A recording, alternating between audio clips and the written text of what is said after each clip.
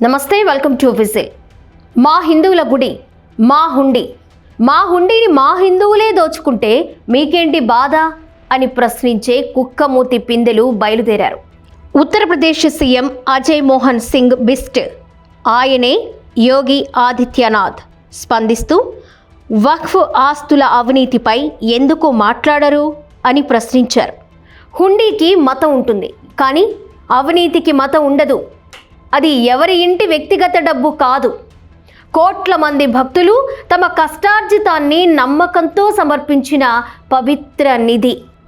అయోధ్య నిధులైనా, ఏ ఆలయ నిధులైనా, వక్ఫ్ ఆస్తులైనా, ఇతర మత సంస్థల ఆస్తులైనా అవినీతి ఆరోపణలు వస్తే ప్రశ్నించాల్సిందే.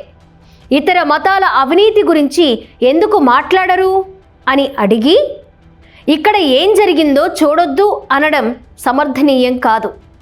దేవుడి పేరుతో వచ్చిన రూపాయి దేవుడి సేవకు ఉపయోగపడాలి.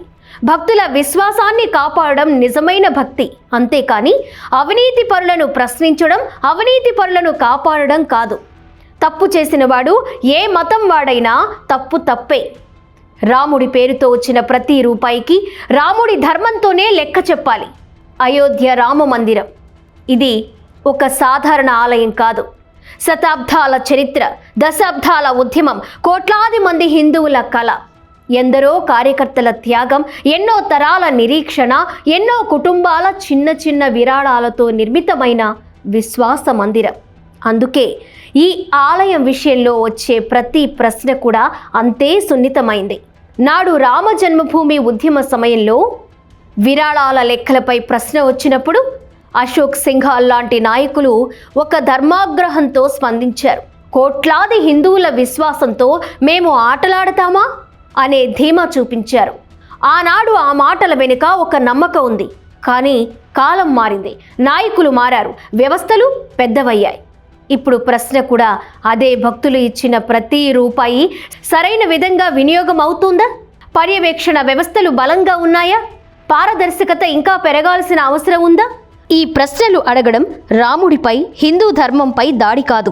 ఎందుకంటే నిజమైన ధర్మం అంటే తప్పు ఎక్కడ జరిగినా దాన్ని సరిచేయడం. శ్రీరాముడు చూపించింది అదే మార్గం. ఇక్కడ మరో విషయం కూడా గుర్తుంచుకోవాలి. రామ మందిర ఉద్యమాన్ని నిర్మించింది ఒక్క రోజులో కాదు. లక్షల మంది కార్యకర్తల కష్టం ఉంది. సంఘ్ పరివార్, విహెచ్పి వంటి సంస్థలు దశాబ్దాల పాటు చేసిన ఉద్యమ చరిత్ర ఉంది.